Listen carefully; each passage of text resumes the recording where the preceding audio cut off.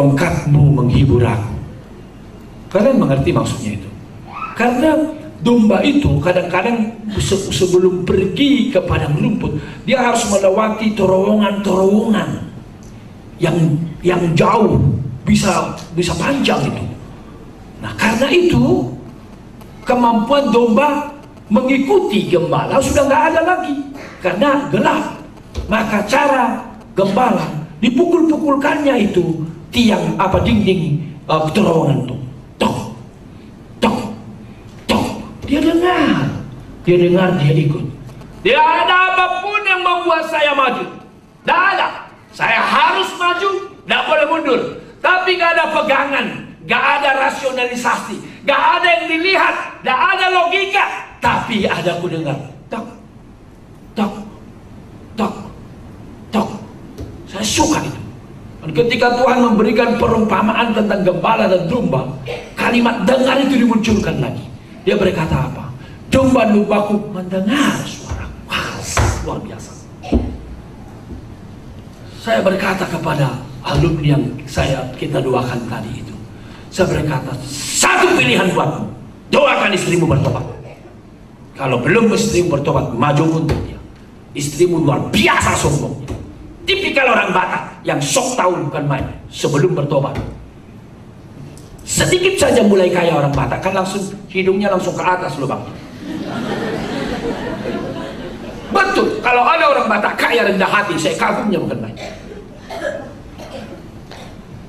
Betul, maafkan teman Batak, saya bukan anti Batak, saya sangat cinta Batak. Justru karena cinta maka saya bikin ibadah KBD itu. Mungkin sudah 3 miliar lebih kita habiskan ya Do ya. 3 miliar, 4 miliar habiskan ya Bang ini ya. Kalau kita gabung dengan Medan, saya sangat cinta. Tapi dalam kecintaan saya kira Tuhan, suku yang besar ini, suku yang memegahkan gereja-gereja besar ini, suku yang mimbarnya gede-gede ini, mana buahnya Tuhan?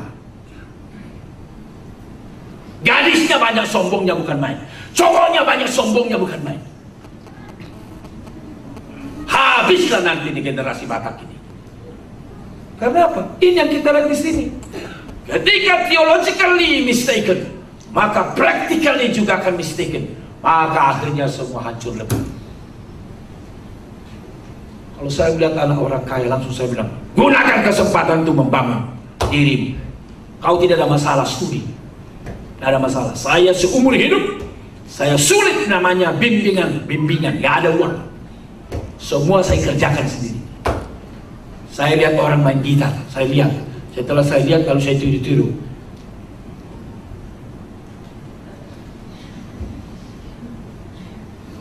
Oke. Lalu 3 pukulan itu saya latih terus. Saya selamat masih neger si neger, ageni si bual-bual, li tusi adat tusi pirok, padang panjang for the cock. Saya selamat mah si neger si neger. Begitu. Sampai merinding, apa itu merinding? Terkelupas itu kulitnya. Saya selamat masih neger sini. Begitu. Jangan perintah, jangan memaksa, terserah semau gue. Mulai bisa dia. Wah, tapi setelah mengeras dia karena udah rusak tadi. Bila ku mau, kan ku lakukan, terserah semau gue. Mengapa ku tak boleh berkawan dengan tetangga? Aku belum milikmu, hanya kawan biasa. Cik, cik, cik, cik. Nah, itu ya belum bertobat, jadi bakat playboy-nya masih di sana kan. Apalagi saya dulu mimpin kor kan. Makanya bang saya berkata, kau memimpin. Itu dituduh orang karena corona banget. Kau tunjuk, oh cewek-cewek yang cantik. Padahal tangan saya kemana-mana. Ya orang tua yang disiplin begitulah kan ya, menjaga seketat-ketatnya. Jadi tidak punya banyak, jadi sendiri kerjakan. Kalau orang tua bagus, kalau fasilitas bagus, lakukan untuk kemuliaan nama Tuhan. Banyak orang tidak punya itu. Dalam doa ini, ku dengar. Dan rupanya disitulah dia bermeditasi.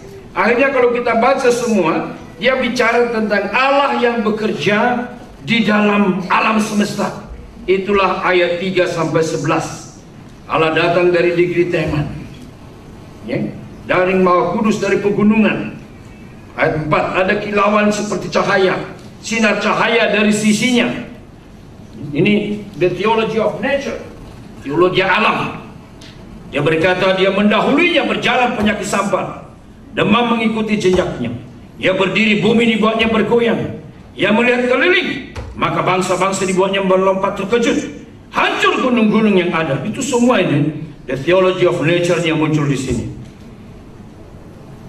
Lalu ayat yang ke-12, ya, kita lihat di ayat yang ke-12, Allah juga terlibat dalam kehidupan bangsa-bangsa. Coba kita lihat 1-2 yang dalam kegeraman engkau melangkah melintas di bumi, dalam murka engkau menggasak bangsa-bangsa. Jadi dia dalam meditasi rupanya mendengar, berdoa, dibukakan. Oh, God within nature. God is controlling nature. God is controlling nations. Tapi bukan hanya itu. Dia juga menemukan ayat 13. Kalau tadi seperti dia berkata berdiam diri, ayat 13 kita baca, engkau berjalan maju menyelamatkan umatmu, untuk menyelamatkan orang yang kau rapi. Perhatikan itu. Kau berjalan, kau terlibat. Orang yang kau rapi secara khusus. Sebaliknya, lihat itu. Dia tahu engkau meremukkan bagian atas rumah orang fasik, dan kau buka dasarnya sampai batu penghabisan. Engkau menusuk dengan anak panah sendiri, kepala laskarnya yang mengamuk untuk menyerahkan aku dengan sorak-sorai. Dengan kuda engkau menginjak laut, timbunan air yang menyembur. Dia tahu ini. Meditasi firman Tuhan masuk kepada penyembahan David Edeni. Meditasi firman Tuhan masuk kepada service pelayanan. Dia tahu itu. Itulah sebabnya dia berkata, ketika aku mendengar, gemetarlah hatiku, mendengar bunyinya, menggigillah bibirku. Tulang-tulangku seakan-akan kemasukan sengal. Aku gemetar di tempat berdiri. Dan perhatikan, namun dengan tenang akan ku nantikan hari kesusahan. Luar biasa ini. Melalui meditasi, melalui firman, melalui doa, melalui God reveals himself and his truth. Luar biasa. Kalau saya minta Bang Ruli cerita ini, pasti banyak ceritanya ini. Soal begini, ketika dalam kesulitannya, Bang Ruli kalau dia bersaksi tentang kesulitannya dulu ketika hidup benar, lalu kemudian mau dipecat, kita berjuang dalam doa bagaimana membantu supaya dia tegak. Akhirnya apa yang kita putuskan? Maju saja, katakan yang benar. Kalau dipecat, tidak apa-apa. Kita sih menasihatinya enak. Belakangan baru saya sadar itu. Enak juga kami nasihati itu. Tiga-tiganya penasihat ulung. Mudah-mudahan kami bukan di mata Tuhan seperti Bildad itu ya. Si Jofar itu. Ya. Tapi puji Tuhan, dia berkata, luar biasa. Luar biasa. Apa yang terjadi? Ketika saya ngomong yang benar, malah bos saya mengatakan apa? Saya persis dia lupa itu. Tapi kira-kira saya memang seperti ada sakit hati caramu ini. Sebenarnya aku bosmu bertanggung jawab, tapi kau tidak mau. Tapi kau bilang ada bosmu yang lebih besar lagi. Baik. Meskipun aku tidak bisa, tidak sejahtera, kira-kira begitulah. Namun aku perlu kau. Orang seperti kau aku perlukan. Jadi tidak dipecat. Luar biasa. Kalau dipecat gimana? Yang merasakan dia juga kan. Kami menasihati, paling berdoa, Tuhan kuatkan teguhkan. Puji Tuhan. Lihatlah Bang Ruli. Sampai terakhir apa Bang Ruli? Director ya? Deputy Director. Tepuk tangan ya? Deputy Director. Di dalam genggamannya proyek bertriliun. Makanya ketika orang memuji si A, si B, si C, dan hadis dan lain-lain, saya berkata, benar nggak sih?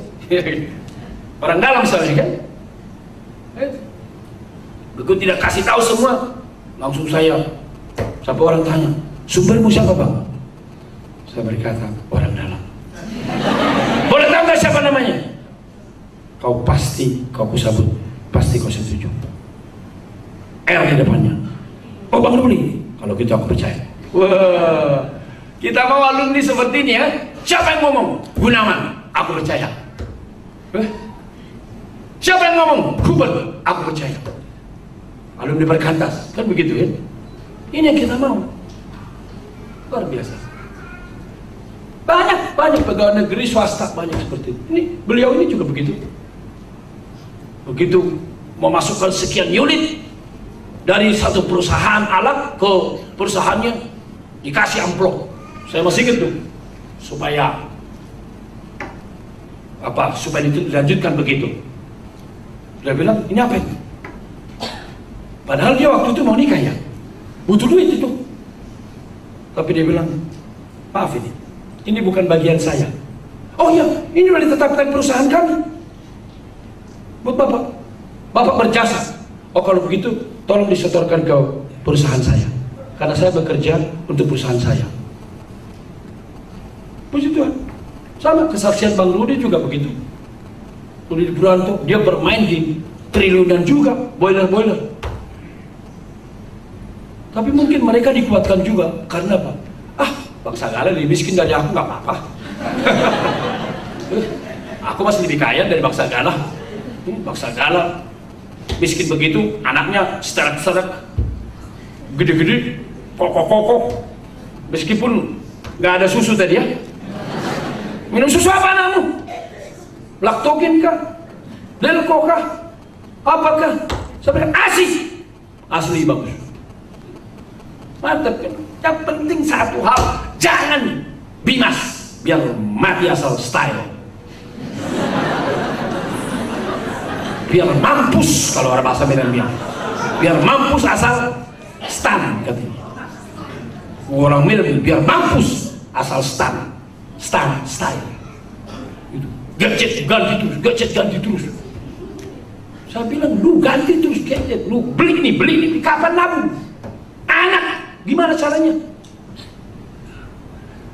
Kalau soal berkata ini, gak gampang mengikis ini kalau tidak dengar firman Tuhan baik-baik, kalau tidak bermeditasi baik-baik. Dari mulut Bang Ruli kalian dengar kemarin, hidup sederhana, hidup simpel. Direktur di tangannya bertriliun.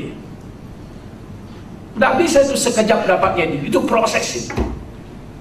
Ketika kita tidak menikmati segala macam kesombongan kita itu. Luar biasa, dengan tenang aku mantap kata. Jadi kembali apa yang dikatakan Ido tadi, apa yang bisa kita simpulkan dari sini? Ya. Saya melihat jikalau kita ingin menanti, Tuhan sudah meminta, nantikan dengan sabar, nantikan dengan penuh percaya, nantikan dengan banyak berdoa, maka akibatnya bisa masuk seperti 17 sampai 19. Mari kita baca 1, 2 ya. Sekalipun pohon ara tidak berbunga, pohon anggur tidak berbuah, hasil pohon zaitun mengecewakan, sekalipun ladang-ladang tidak menghasilkan bahan makanan, kambing domba terhalau dari kurungan, tidak ada lembu sapi dalam kandang, namun aku akan bersorak-sorak dalam Tuhan, beria-ria di dalam Allah yang menyelamatkan aku. Allah Tuhanku itu kekuatanku, yang membuat kakiku seperti kaki rusa, membiarkan kakiku berjejak di bukit-bukit. Saya tidak tahu penantian apa yang sedang Anda lakukan. Mungkin penantian jodoh. Good. Yang penting katakan, Tuhan demi nama Yesus semua bimas, buang. Semangat nggak level. Masa itu sama gue? Ngaca dong. Kadang-kadang dalam hati saya, air lama bro. Lu juga jelek, ngaca dong. Akhirnya saya simpulkan sekarang, orang sombong belum tentu karena pintar, orang sombong belum tentu karena cantik, orang sombong itu karena sombong. Jadi kesombongan bisa di orang cantik, bisa di orang jelek. Saya pernah melihat orang jelek itu berkata, Bu Hine, oi tanda di Kan orang Batak pintar berekspresi kan. Jadi begitu menyatakan ketidaksetujuan dia ekspresif sekali. Dalam hati saya, lu jauh lebih jelek sebenarnya.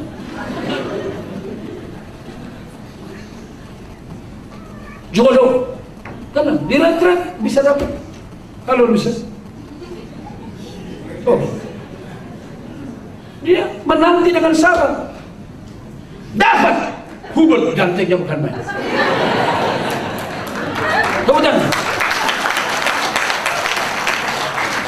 loh, saya yakin Hubert ini gak gampang menjatuhkan pilihan sama Luz ini. Orang dia hidupnya di Jerman. Gadis-gadis, kalau istilah mama saya, nyamuk tergelincir itu. Ya mama saya begitu, karena kulitnya mulus. Ladi aja kulit nete, tapi mungkin karena doanya Luz, dia setia di Dival, dia setia membantu Amang Sagala, dan Amang Sagala setia mendoakan dia. Akhirnya Tuhan pun menggarap hatinya Bang Hubert. Di sebuah kamp terjadilah mata saling berpandangan, hati saling beradu, terjadilah follower Twitter. Amin. Itu, jangan kalian bosan dalam penantian. Percaya Tuhan itu baik. Itu yang dikatakan tadi. Aku yakin aku tidak akan mati. Aku yakin Tuhan baik. Aku yakin Tuhan gunung batu. Taruh ini semua keyakinan-keyakinan. Dan dari keyakinan ini aku akan berkata, karena jelas firman-Mu berkata kau akan menolong. Kecuali Tuhan berkata kau tidak akan menikah selama-lamanya. Baik, kalau gitu aku bantu staf alumni. Mantap kan? Tidak perlu menggerutu lagi, bersyukur. Tapi belum ada itu, menanti dengan sabar. Anak, menanti dengan anak. Oh, sama. Saya udah melihat alumni kita bersyukur. Ada satu alumni dia berkata, gak mungkin dapat anak. Setiap dapat anak pasti mati. Karena kelainan apa dan hormonnya. Tapi coba, dari 2 alumni kita saya dengar, yang satu anaknya 3, yang satu anaknya 4. Yang dianalisis begini. Tapi memang betul, menanti dengan sabar, andalkan Tuhan, jangan pasif. Oh, saya ingat beres saya si Teresia. Saya harap dia tidak marah saya cerita ini. Setiap kali pulang KBD, saya berkata tenang beri, kan kita udah berdoa tenang. Jangan-jangan jodohmu masih di Jerman. Saya pakai istilah bahasa Batak. Hatop adongna ni pariana, liling adongna pinai mana. Kalau cepat ada yang mau dikejar, kalau lama ada yang dinanti. Makanya tadi kan dibilang ini, kalau sepertinya berlambat-lambat, kan begitu kan? 3B. Ya? Apabila berlambat-lambat, nantikan. 3B. Nantikan. Sebab itu sungguh-sungguh datang. Amin. Kami mungkin masih di Jerman S2, S3. Dan benar. Bang apa itu istrinya, suaminya Bang Kak Teresia, Bang apa? Bang Marapi. Mana Bang Marapi? Ah itu dia, alumnus Jerman. Makanya saya bilang sama Teresia, kau ingat dulu Teresia? Iyalah, aku ingat tuh. Benar juga ya dari Jerman ya. Mungkin dia pikir saya bernubuat. Enggak, saya asal ngomong aja. Jangan-jangan lagi di Jerman. Ternyata asal ngomongnya itu dipimpin Tuhan, ya puji Tuhan. Saya tidak akan pernah mengklaim saya punya roh nubuat. Saya ngomong aja, tapi modalnya katakan semua dengan segala ketulusan dan kesungguhan. Gitu aja kan. Jangan terus khawatir, gelisah. Tuhan, berapa lama lagi Tuhan? Begitu, lupa sisiran. Tuhan, berapa lama lagi Tuhan? Lupa mempercantik diri. Tuhan, berapa lama lagi Tuhan? Lupa melihat cowok sudah mendekat. Semua cowok dilihat calon suami atau bukan? Padahal itu membuat hubungan rusak. Saya berkata, terbuka. Kalau ditelepon, ya Bang. Oh gitu, terima kasih Bang. Oke. diajak kafe, kalau saya kira-kira pengen ngopi ya saya mau aja, kenapa rupanya. Tapi Bang Sagala, aku ini mau dijadikan pacarnya atau bukan? Loh, saya bilang, kok tanya gue? Mana tahu gue. Lucu ya.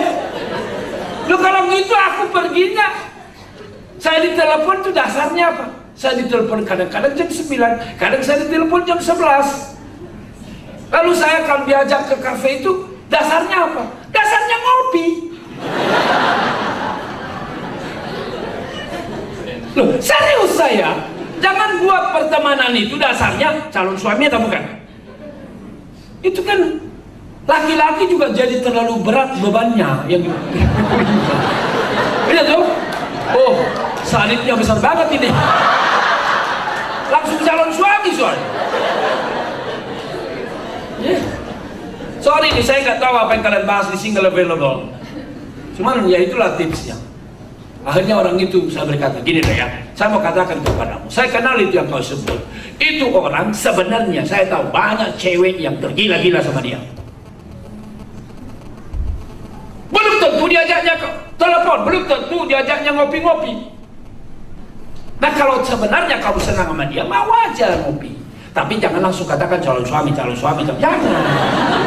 Nanti kalau nggak jadi ujung-ujungnya gimana bang? Teman baik. Loh, apa kamu nggak senang dia teman baik? Salah satu pejabat itu, sekiranya nggak pejabat pun, kasih agape bukan? Bila perlu supaya pulang dari itu ada yang bawa tas. Bantuin dong bang. Enak kan hidup ini? Yang membantu juga enak, tidak ada beban calon suaminya gue.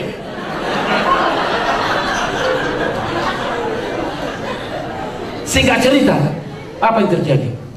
Dia mengikuti advice saya. Dia mengikuti. Dan sudah nikah, sudah punya anak. Itu. Jadi makanya kalau saya lihat contoh-contoh ini, Tuhan berapa lama lagi Tuhan? Tapi sebenarnya Tuhan bilang, ai halayi itu nggak salah. Mereka yang salah. Sebenarnya udah kukirim, ada yang bilang nggak level ya. Ada yang langsung bilang, emangnya bisa dia kasih nama sama aku 75 juta? Bah, 75 juta? Saya bilang sama dia, itu bercanda loh. Tapi laki-laki bisa langsung menanggap serius, apalagi dia pakai ayat hafalan yang keluar dari mulut yang tinggal di hati. Langsung kiamat kan? Pas saya lihat teman-teman yang single ini berbinar wajahnya ini. Puji Tuhan. Jadi nanti pulang santai aja. Aku dulu sebelahmu ya bang ya.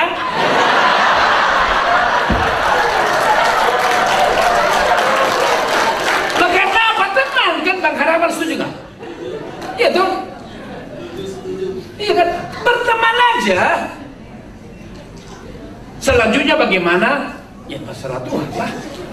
Saya juga dulu sama Kak Yunika begitu kok, berteman. Dek, ayo dek. Ya. Iya begitu. Nggak ada yang ngantar kau dek ya? Nggak ada bang. Emang abang mau kemana? Saya mau ke Blok M. Jadi saya buat seperti saya ada urusan ke Blok M.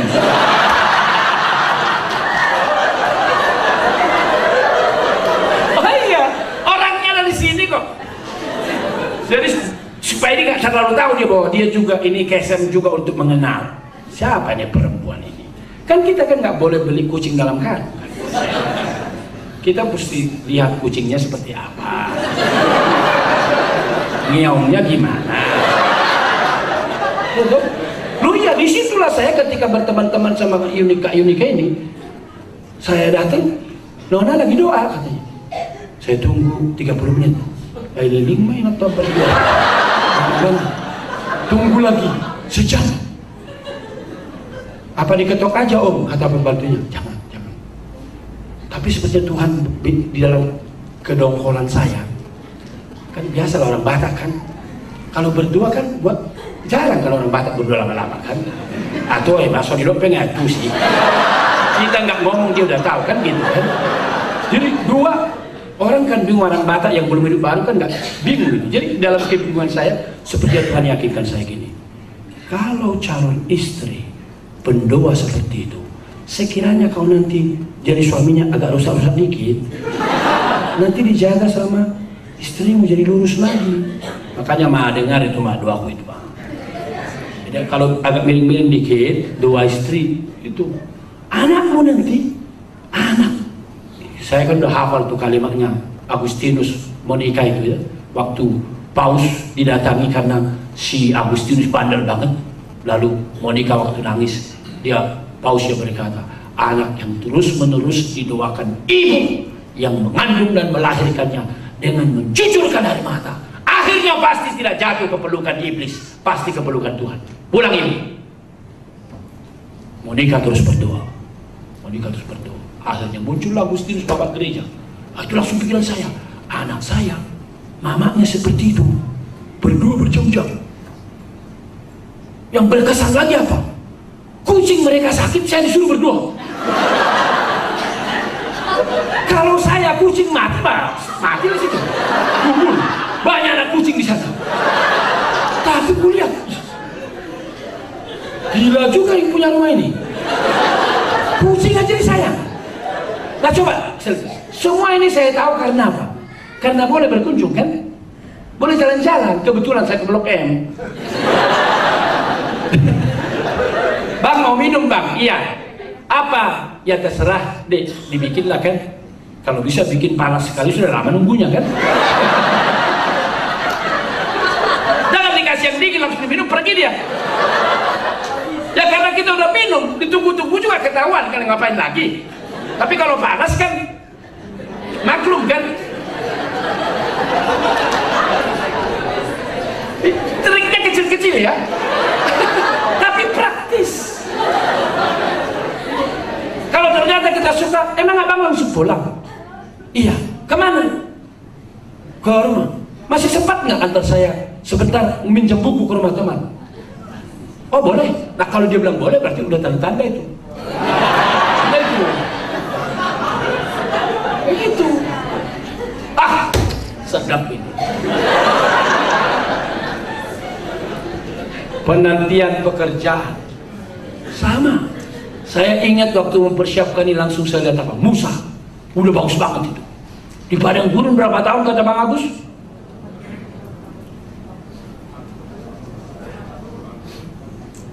Kita baca Yusuf di penjara berapa tahun? Masih ingat kalimatnya Bang Agus? Itu proses Tuhan sedang bekerja. Tapi jangan gagal waktu Tuhan sedang bekerja itu. Mungkin kita perlu memperbaiki bahasanya, skillnya, kemampuan apalagi, sehingga begitu lowongan yang disiapkan Tuhan itu siap, kita sudah masuk ke sana. Saya bersyukur, saya dulu nggak pernah cita-cita jadi dokter. Sumpah, di perkatas itu kita sangat simpel. Hidup dalam Tuhan, khotbah. Jadi betul-betul saya dalam tanda kutip dipaksa Tuhan. Makanya saya bilang, Tuhan kalau saya sekolah teologi yang buka jalan, saya mau sampai yang tertinggi supaya saya bisa mengkontribusi sesuatu untuk teologi Indonesia. Benar, didukung sama Pak John Suwahyo waktu dia kunjungan saya di Trinity. Paul dia bilang, I really hope dia bilang, Perkantas in the future can contribute something to the goodness, to the benefit of the churches in Indonesia. Dalam hati saya bagus juga ini.